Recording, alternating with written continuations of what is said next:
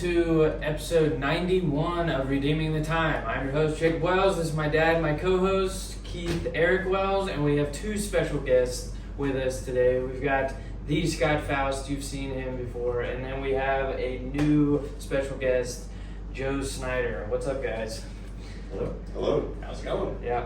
So, as you can tell by our shirts, maybe, it is hot here in Thailand. So, we just got back from canvassing a neighborhood and right by the train station. So, we were walking all over the place, and now we're in AC, and it feels great. Yes.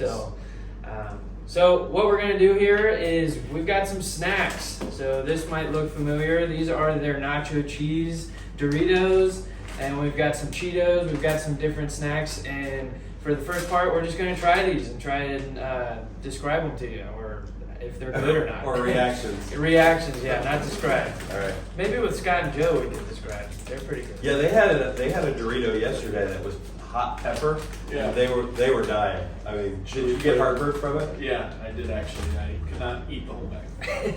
So, I think the garbage can got heartburn. We put it in. That's just a normal That's Dorito. yeah, That's a Dorito. I feel like there's more powder on it though. Huh? Maybe. All right, those are good. Those are good. This one did the Want Cheetos. to try? No. Our camera crew is All right. being modest. You don't have to stay up here the whole time, guys, if you don't want to. and then we got some Cheetos here. Go ahead. Looks Joe. like Cheetos corn snacks, spicy barbecue flavor. No, that does not sound good at all. We're gonna try it now. All right, come on now. Be an optimist. Take one, pass it around. All right.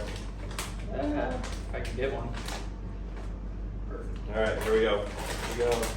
Cheeto, spicy barbecue. Yeah.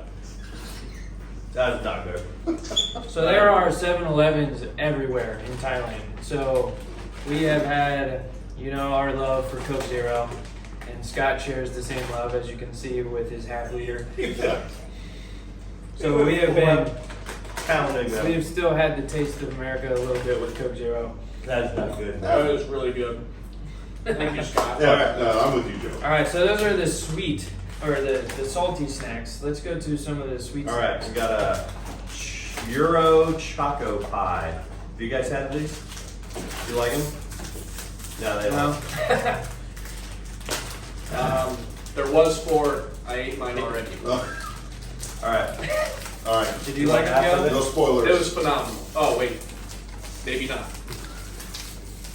They didn't like that Master of Jackie. Or Really? Jack doesn't like. Ready?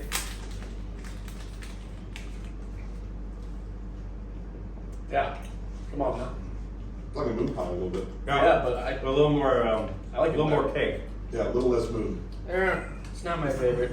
I like it better than a moon pie. You're gonna have I that. do, Joe. yeah, I do too. It's not, moon pies are chewy. I guess. Yeah. This is. It's like a Swiss roll. Mhm. That's exactly it. That's better. Come on. Yeah. The chocolate tastes that level too. All right. So we've got these extra large top chocolate, triple chocolate. No, this is just the chocolate. That's the triple Yeah. chocolate. They look like giant Twix. If I can get this open. Choco pie on the move. It's like the break fast bars. Almost looks like a Star Crunch. Here you go, Dad. They're just ripping off Little Debbie everywhere, huh? I'll take the big piece. All right. That's why you do.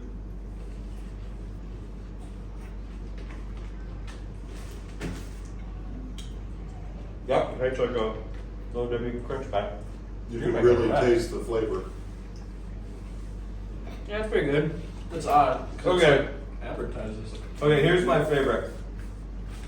Hold up that box. Chocolate colon. They're in the shape of a colon. Yeah.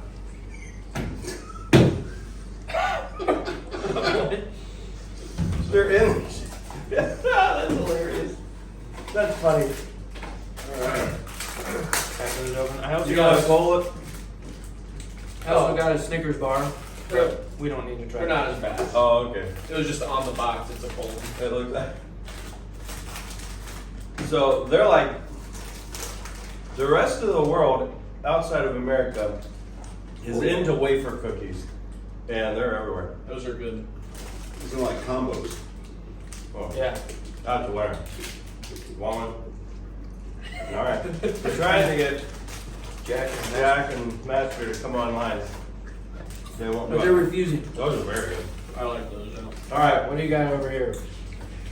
The last of the chocolatey things. Yeah, I've got, all the way here in Thailand, I've got some German wafer cookies. That are difficult to open. Wafer cookies are, I'm serious, anywhere you go in the world outside the United States, wafer cookies are everywhere. They were all over Peru. Yeah. What's not to like about them too? Like, Oh, that's one, that's not two. oh wow.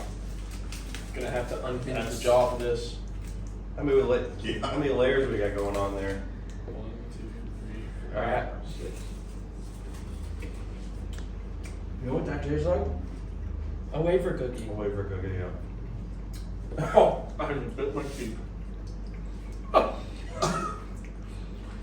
What was that like? There's like a little blood in it now. Oh, great. All right, are we trying these soft dried mangoes as well? Yeah, these are awesome. So, All right, last snack. Last snack, and then we'll get to more serious things.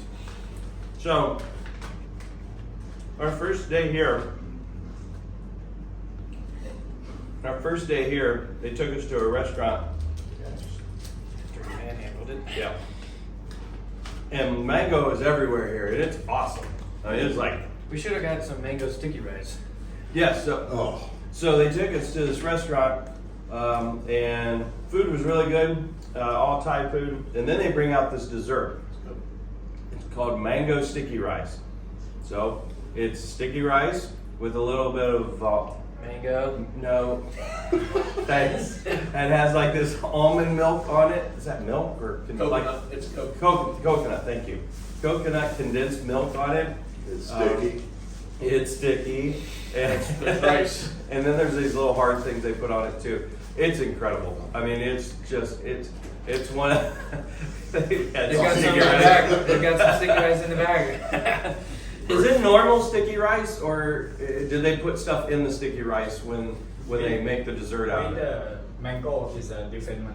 Okay. Yes, sweet, sticky They like. use coconut. It's sweet sticky rice. Oh, it is so good. It's Yeah. It's very it's good. top 5 dessert I've ever eaten. I mean, it was that good. Easily.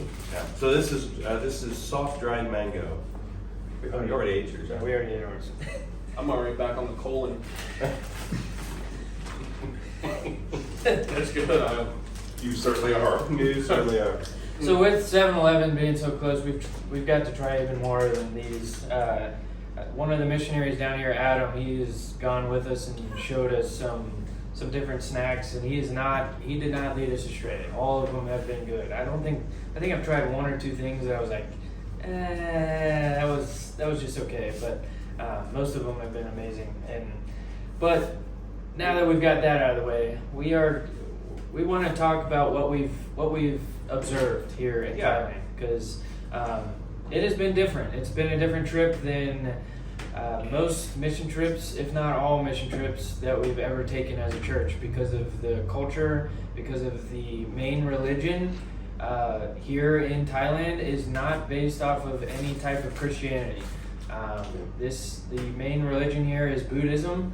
And so the process of converting and witnessing to people is completely different. So I don't want to steal the thunder too much, but yeah, we've just noticed a bunch of different things about this mission trip that's unique to this trip. Yeah, and before we go into like the Buddhism part of how that goes, but just talk about culturally as well. This is a massive city. What were the statistics on the size of this city? So, yeah, about 11.38 million people in the city of Bangkok, which occupies about 605 square miles. So that's almost close to 19,000 people per square mile. Yeah, and there's what, 12 million in Ohio. Almost the same population of Bangkok that's in Ohio. Ohio is 45,000 square miles, so about 250 people per square mile in Ohio. Yeah. So you can imagine all of Ohio in one city. And so it was very interesting, very much city life where people shop probably daily for their food, and There are malls everywhere. Like everything's in the mall. Yeah. It seems like every 10 blocks there's a mall where they'll have hospitals there, they'll have grocery stores there, you get your hair cut there. I mean, so it's all sort of put together in these places, and It's like a cruise ship. yeah, very much so. The one we were in yesterday had 6 floors to it, and it was packed full of people, just packed. Restaurants everywhere. If you go hungry in Bangkok, it's your fault. I mean, they just have food everywhere. Very good too, every style. An observation about being packed. It's a Monday afternoon, right? Like it's Yeah. Yeah. It was a Monday. That's right. It's a Monday afternoon. And it was packed. Yeah, it was very interesting. So you have that culturally, that's interesting. And then just financially, it's 32 baht per dollar. And we went to 7-Eleven, they bought all of this stuff. You're only allowed to use your credit card when you get to 200 baht. And they were just piling stuff in the bag just to get to that number so they could use their card. I think the first day Leanne and I went, we spent what normally would have, if you'd have bought all that at UDF or wherever, Be like $40. it'd have been, I don't know, it would have definitely been $12 to $15, and it cost me $3. So yeah, everything here was $12. so Yeah. you got a difference in scale on the economy here as well. It's $1 to take a taxi motorcycle from one place to the other, and it's not much at all. Yeah.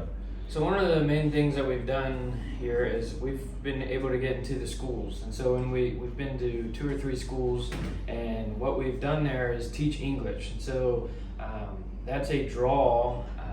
So we went into the schools, taught English, and then we invited them to the church. And so when they see Americans, they are automatically drawn because we are not like them. And so we invited them to church, and we had an English club here at the church, and we had 10 or 12 kids come from the school to the church for more English. And that's kind of one of the main things that we've done while we're here is teach English, teach simple things like what's in a bedroom, a bed, a blanket, a nightstand, all different things like that. So that's one of the highlights that we've done here. Yeah, so you'll go into the school, you'll break into teams, like a circle of kids, and you'll go over, I had the seasons, you had bedroom thing, what did you have? Joe and I, we had food. So you get them to know that, Naturally. and so you go around to the different groups, and then the last part, this is the part that turns it toward the gospel, is they have a list of questions, and we all brought like a Shutterfly book, or one that we stapled together of pictures, and I just give them a hard time. Sketchbook. It didn't matter, they all worked. Some sketchbook of pictures of our family, our house, our car, those types of things, so they could ask questions. And then the very last question is, what is the most important decision you've ever made in your life? So then you get an opportunity to share what Jesus Christ has done for you. And how did yours go? It went well. A lot of the time you have so many questions, but such little time. They're trying to really get to know you, but we made sure to jump to that every time. Yeah, that question had to be asked. Yeah. And the cool part was we've learned to adapt to how to explain it in a simpler way. Yeah. Because of the language barrier, and just making that connections. And then at the end, they would have they pick one kid that had to stand up and then introduce the person. So you got introduced once, right? I got introduced once. The detail was incorrect. It didn't matter. Apparently, I have 2 brothers and a sister. But yeah, it didn't matter because we were excited they were practicing their English, and we wanted to use that as an opportunity to further reach them.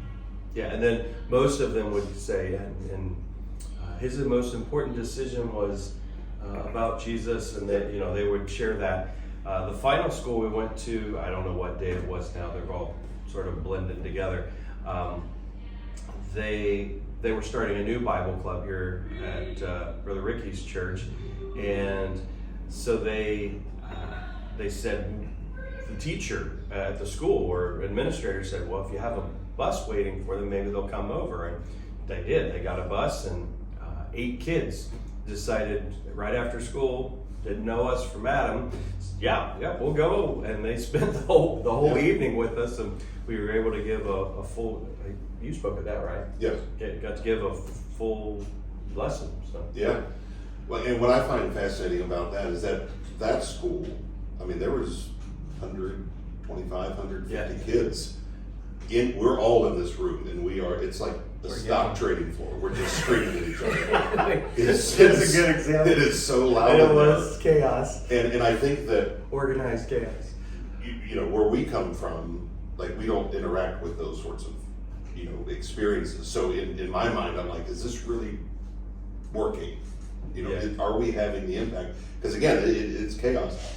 And 8 to 10 kids show up that night. Never been here. They took the bus. Had no prior experience with that bus. Yeah. With Bon Jock here. They're all around 17 years old. And yeah, like the Lord can even work on a stock exchange type environment. So the schools was a big highlight. Another big highlight that I would like to talk about is the church services. So we split up our group of 13, 6 or 7 of us went to Ben Tai, Shane Selman's church, and then the other half came back to Bong Jock, where we're recording this, Brother Ricky's church. And so we were able to worship with them and have different experiences too. Yeah. So us 3 were at Ben Tai, and then Dad was here. So let's talk about Ben Tai, sir. I'll let you guys talk about the service, and then you can talk about. Yeah. Go ahead, Joe. Hey, Yeah. okay. Advertising. Yeah. So, advertisement, #ad, Bentai, so hats. Anyways, very cool experience. We had probably 15-ish people, which was a pretty good number. We started with worship, and a highlight I wanted to call out there was we were singing "How Great Is Thy God," and we were hearing it in Thai, we were hearing it in English from the missionary or the helpers From us. I guess, yeah. And then the locals are in Thai, obviously, and hearing them both at the same time, just in sync. It was a very unique experience, and probably one of my favorite experiences. I had that experience as well. Yeah. I ended up recording that. I think we sing the same song here too. Yeah. Brother Ricky, do you guys coordinate your music like that, or did that just happen? No, we don't coordinate. We've commandeered half of Brother Ricky's office. He's kind enough to allow us to do this. But very cool experience. The message went very well. Jacob got in a good groove there with the interpreter.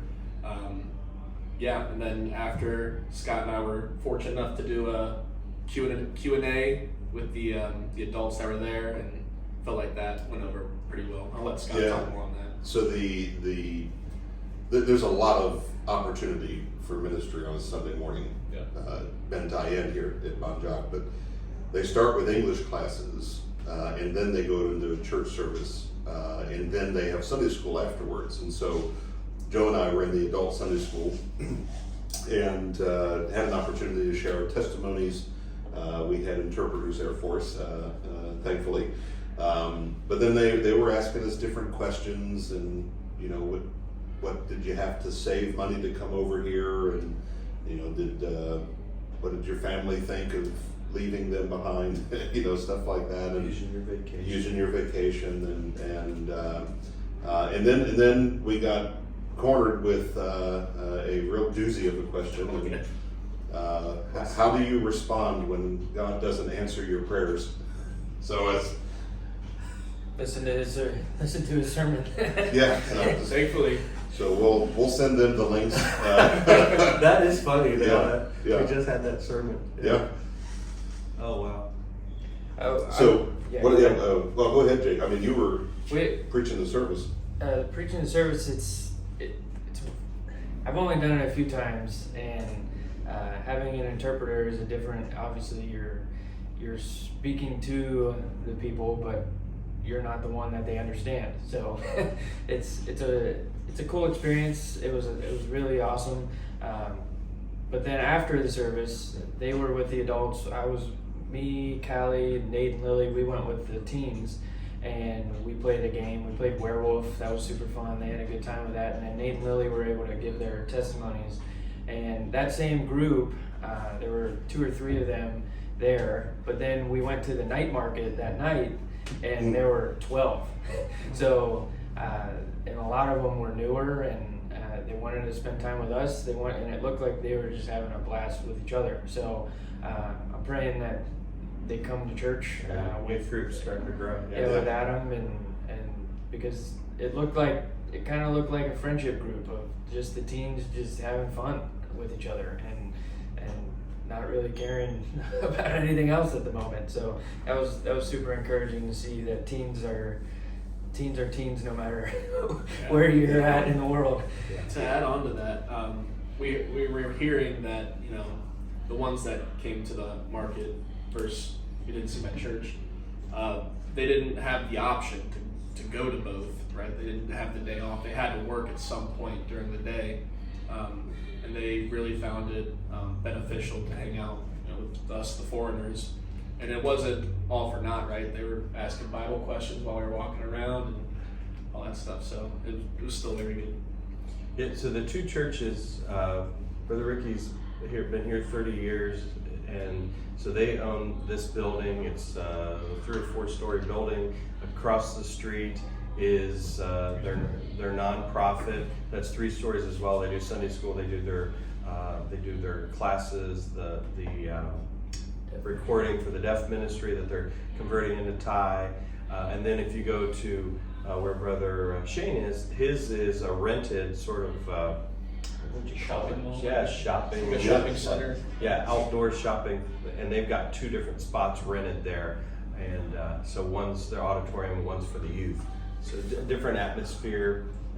They live central, and then one goes one way, one goes the other. Is where their churches are. So here it was busy. We started off with an English speaking service, and then we had. Some of our ladies were teaching. Lauren sang here, I think. Who sang it here is Callie and Lily. And then we had the Sunday school hour, and there was an English and a Thai Sunday school. And then I came back and preached a second time in Thai. And Dusty, Brother Ricky's other son, he did the translation. So we sort of did a back and forth there.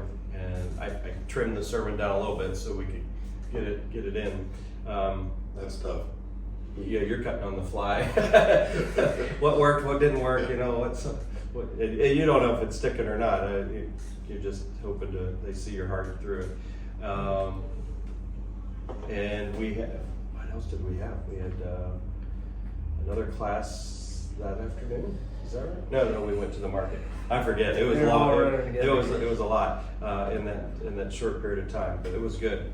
And we full house here, and that was wonderful to see. And they have dinner. They had lunch afterwards here. And do you guys do that every week, Brother Ricky? The lunch Every Sunday. Every Sunday they do lunch here. So We usually have Bible classes in the afternoon. Oh, okay. They usually have like a Bible Institute in the afternoon. And Brother Terry, he's a retired gentleman that's moved back, had been a missionary, he was back in the States. He helps with that as well. He and his wife Denise, they've been wonderful to be around this week. Awesome people. Yeah. Yeah. And so that was Sunday. And so we had the schools, we had that. We've done some tract distribution this week. Always connected to the English, because free English classes, because English classes cost if you go to other places. So they have it free here, which opens the door for them to do that. Anything else pop to mind? What's going on like right now? Yeah. So while we're speaking, there's 25 kids down there, and we're having we're putting on basically an hour and a half of fun and games, but then there's the Bible lesson with those kids. Yeah, And so, I'm sorry. go ahead. There's a refugee group here in the city, and there's opportunities to reach them. So we've had both with the teens first, then with the adults, and now we're Tuesday right now as we're recording this. They're having the kids one, and they're doing everything from games to crafts, you name it. So all of our ladies are down there and having some fun with that. And we can hear them. You might be able to hear me as well, but they sound like they're having fun. So like we talked about when we did our Peru podcast review, when you go on a mission trip, it's not just how you minister to the people of that country, but how they minister to you, and how the Lord works in your heart, works in your mind, reveals things to you, highlights things in your mind, so that it changes you. And so every trip is different, and this one, like we said at the beginning, has been much different than other ones because of just the different religion. And so I would like all four of us to say something that God has spoke to you about. And who wants to go first? Joe? I can, yeah. So this is my third mission trip. I've been to Nicaragua and Guatemala, and those were great experiences. We did a lot of like manual labor there, and some VBSs hosted those. This is a little bit different, right? Because when you come out east, the religion starts to change a little bit. In the Americas, it's predominantly Christianity, and you come out east, and it's 94% Buddhist where we're at. So the approach to how to talk to people about Jesus Christ is a little bit different, right? You're not out here introducing someone to something new completely. Like, they're familiar with a religion. It's so the approach of trying to draw them from Buddhism to Christianity, it takes a little more time, and the approach is I would say more patient, more loving. And I've noticed, like, even with what we've been doing here, acts of service, right? So teaching an English class, helping with the Pakistani refugees, so all of that. Even with the deaf ministry, like, they noticed that they had a few people coming that were deaf and they couldn't get the gospel, so they adjusted on the fly and said, we'll help you out, right? So just things like that, it kind of brings to light, like, we can do that in the States, right? There's still needs out in the States where, we can provide acts of service and show Christ's love towards them, and that will ultimately bring about the same results. So that's kind of what's been on my heart. Yes, so as you think of Buddhism, the closest thing in America that I could compare it to would be when we went to Navajo Indian, where if you were to have an invitation, say, hey, do you want to accept Christ? Yeah, I'll just add him to the pantheon of other gods. So it's a slow, deliberate, this is what this means. No, he's not one of many gods. God is the only God. And when a person makes that decision, they're turning on their culture to a certain extent, and their family might ostracize them. So it's a significant, it's always a significant decision. But this is, in America, maybe there's a family that they might not believe in God, but they're not going to typically ostracize you from the family if that occurs. This is a serious decision that takes time for a person to turn in their heart and mind that they're willing to make that. So this is fostered through relationships and continual teaching as the Holy Spirit speaks and burdens a heart. And so that was the thing. That's obviously what sticks out to me in this is the fostering of relationships with folks, more than we typically do in the United States, which means one person can't do it. I mean, Brother Ricky has developed a team of people, and they are serving and ministering to folks. Servant's heart toward them. So, for one instance, is the deaf minister there during the Thai service. They had they interpreted for pretty much the left side of the auditorium, and the Thai language did not have like an ASL for us, so they're producing videos out on YouTube. They've been doing this for quite a while, and they actually have people on staff that are doing that. They're going through it. Miss Tammy, she looks over it, she reviews it, is it good? And then they put it out on the internet. So maybe they're not in Bangkok, but they're other places, and they can have the Word of God. So interesting, yeah. Yeah, I think for me, the stark reminder has been dependence on God. We're obviously in a place where English is not the main language. It's not even the same alphabet.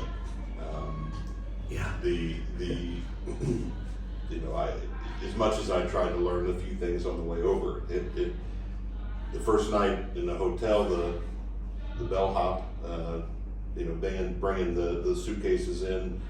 The bathroom is at a different layer from the main room, and I'm right there. I'm dropping my money. I'm trying to give him a tip. I'm trying to say, Swati Krap, the Y to him. That's how we shake hands in America. I'm dropping money. I fall off the thing into the bathroom. I don't know. I've had a stroke or something.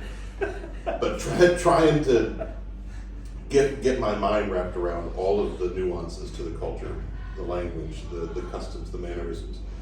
And then to think about the fact that because we don't have those obstacles in Ohio, I think sometimes we tend to feel a little bit more in control, right? And so that can influence our dependence on God. Yeah.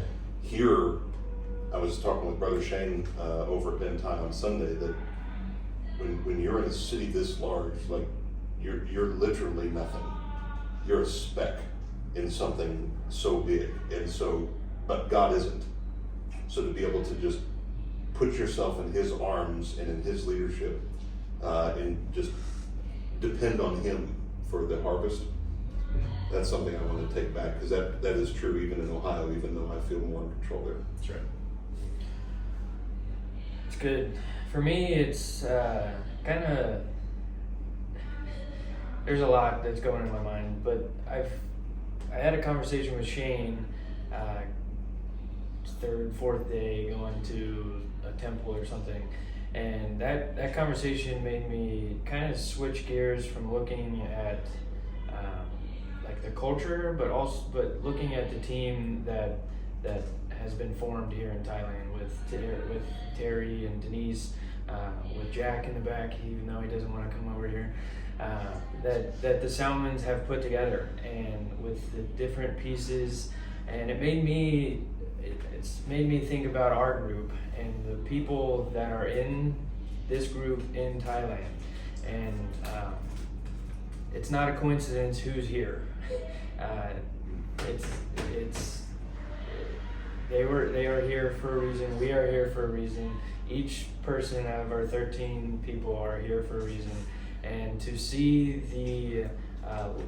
the faithfulness, the 30 years of faithfulness that the Salmons have shown, and seeing the fruit from that here in Bang Jak, and then that's starting at Ben Tai. I think that has been a huge encouragement and also a challenge to the people, to me, and also our group. And so that's been one of the main things that has stuck out to me. There's a bunch, but we don't have time for that. Yeah. And we could be here for an hour or two talking about everything, but that's one of the main things for me. Yeah, the pace of this trip is a little different. When we've gone on others, it's like a boom, boom, boom, boom. You're canvassing VBS, yeah. So this has allowed us to have more conversations with folks, and we left one morning a little later, and apparently the coffee addiction of Americans was showing, and he got to meet a lady. Go ahead and share that if you don't. Oh, sure, yeah. So we found this coffee shop around the corner, and you have to dodge all the motorbikes when you're in the streets over here, but It's like Frogger. yeah, playing Frogger, so we successfully made it across, and I'm in the coffee shop, very nice coffee shop, I've got pictures, and there's a piano in there, and I'll tickle the ivories a time or two, so I sat down, and there was just some random instrumental playing, I didn't know what it was, but I was gonna drown it out, so I started playing Come Thou Fount, and was playing it, key of D, did a key change to E flat. Well, why that's neat to me is that as soon as I was done, the instrumental started playing Come Thou Fount in the key of E flat, same key I was in. And I'm like, okay. Then it played Sweet Hour Prayer, and then it played Be Thou My Vision. And so we started looking at around the coffee shop, and there was tracks, Korean tracks, there was some Thai Bibles, and I talked to the lady there who was doing the coffee shop, the barista, and she had said, I'd grown up with evil spirits all my life, and 2 years ago I came to Christ, and I have not had to deal with that ever since. And so the coffee place is itself a mission work. It's an extension of a Korean, South Korean missionary. And like we do English here, they teach people how to roast coffee. That's their hook. And so she's in there now, having come to Christ, working in a mission to bring her other fellow Thais to Christ. It's just awesome experience. She got you a Thai Bible? She did. She said she wouldn't be there on Sunday, and I said, good, I won't be either. So I went back yesterday, and she gave me a Thai Bible. Very good. All right. Brother Ricky, you want to say anything, sir? You want to? I'm good. He's good. Thanks for letting us use your office, sir. No, I enjoy hearing it. Anything else? No, I think that so when we get back to well, we'll already be back when this drops, but ask questions with the team about the trip. Like we said, we could be. It's just us four. There's 9 other people down there that have their own unique stories, unique experiences. So ask questions, and again, we encourage you. Next year, the year after that, whenever you can, save up your money so that you can go on a mission trip. It will change your life. It's life changing. It helps put your life in perspective. We go to help our missionaries. We want to leave them not cleaning up a mess. We want them to be us to be able to help them in some capacity. But it does help those that go as well, without a doubt. I mean, changed the course of my life when the first one I ever went on. And so I'm a firm believer in short-term missions to help our missionaries. So, yeah. All right, we'll end as we end always. Do you have one? Do you guys have a joke? Do you have one, Joe? Or you got any more colon? I've been snacking on the colon. Okay. While I've been Chocolate colon? Your big one. Yeah. That would be our joke. No, you don't have one? It's on my phone right now. Oh no. I was looking at some. Does anybody have a dad joke? Oh, the Lily joke. Obama as a snail?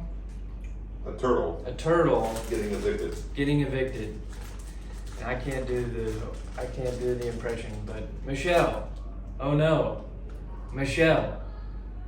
That's terrible. Yes it is. That is absolutely terrible. All right. With that, you guys have a wonderful week. We love you. Talk to you later. Bye.